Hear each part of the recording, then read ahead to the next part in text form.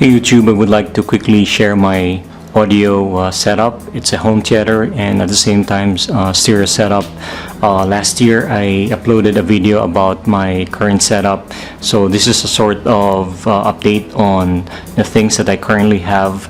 Most of the components here are almost the same, but I acquired some upgrades, so here we go. Let's get right into it. So I'm not an audiophile type, but I started acquiring some audio stuff since 2011. My setup has a lot of room for improvement, but I have budget and space constraints, so that's why most of the components here are not timber match. It's of different brands. Whenever there's a sale and I think it's a bang for the buck, so I get those stuff. So most of these items that I acquired some are brand new, but most are second-hand items which are on sale and bang for the buck for its price. So if I have enough budget, I would love to upgrade this into one brand for optimal audio performance, but so far I am satisfied with the current stuff that I have. It gets the job done, and so far I'm satisfied with its audio quality. So to start with, this is my front. It's a florstander audio florstander speaker. It's three-way. It's a Sony X9S florstander speaker. It's a three-way. It's magnetically shielded speakers, and it can carry max input power of 250 watts into 8 ohms, and it weighs around 61 pounds, and it's about 39 inches in height. And so this is it. It's a Sony X9S. So this is the florstander speaker there, and on the center, so this is my center speaker. It's a B&W HTM62. Previously I was using a Polk Audio center speaker, so this was an upgrade which I became satisfied. I can hear well the audio into movies using this B&W HTM62. And for my subwoofer, this is a Boston Acoustics ASW250. It's a 10-inch downfiring subwoofer. This is not the most rattling subwoofer in the market, but so far I'm satisfied with its output. For a very small space, it gets the job done. Now for my stereo setup, this is a Polk Audio RTIA7. It's about 42 inch in height and weighs around 55 pounds. It's a three-way 8 ohm. It has 2-inch 7 bass drivers and 6.5 mid-range driver and a 1-inch dome tweeter. It has a dual binding post for bi-amp or bi-wire connection for more optimal audio performance. So this is it, the Polk Audio RTIA7. So this is the other florstander speaker, Polk Audio. And for my surrounds, I'm using a B&W DM600S3. So I'm using this for my surrounds. So this is the B&W. And for my rear speaker, I'm using a Polk Audio TSI 100. So there you go. So these are the speakers for my rear. It's a 100 watts 8 ohms bookshelf speaker. There you go. Okay, for my home theater receiver, I'm using an Onkyo TX709. This is an old model, but it still can get the job done. It has a lot of HDMI inputs, which is actually 8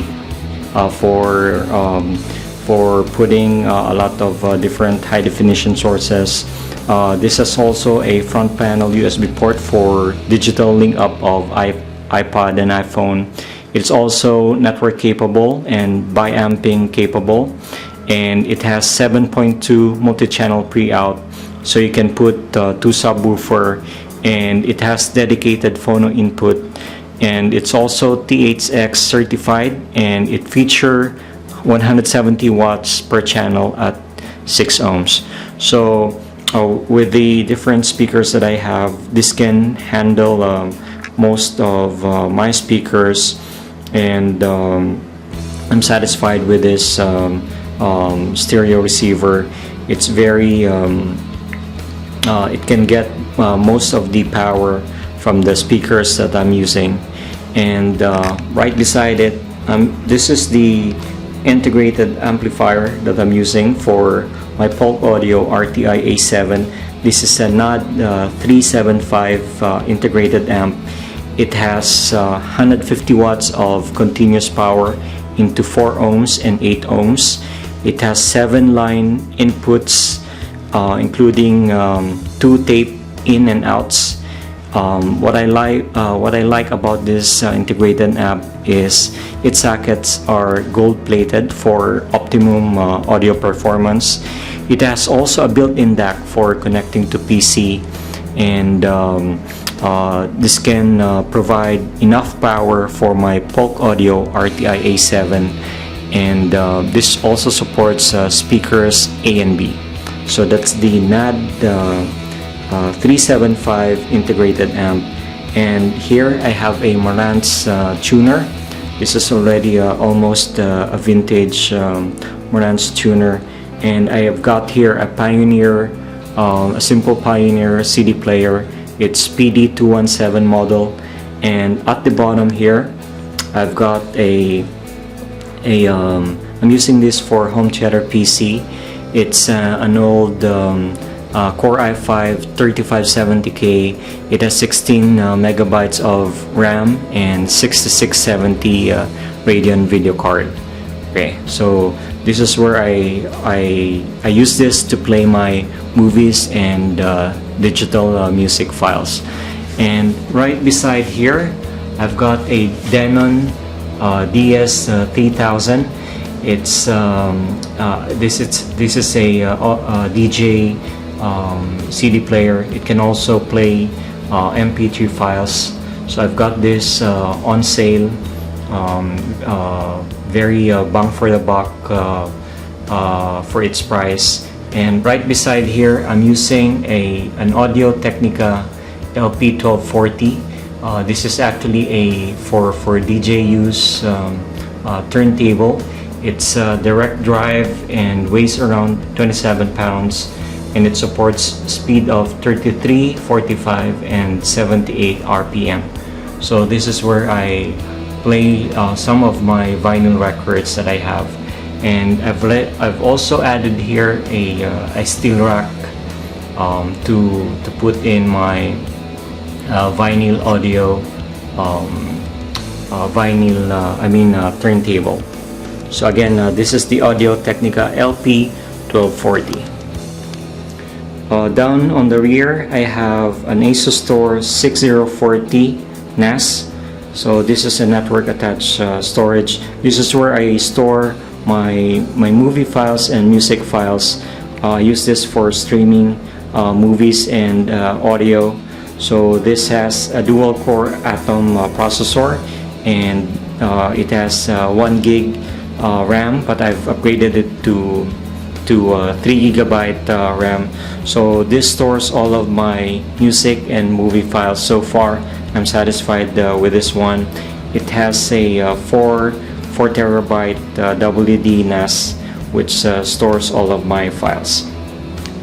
So that's all of my stuff for this year. And again, as I've mentioned, some of these components are not timber match.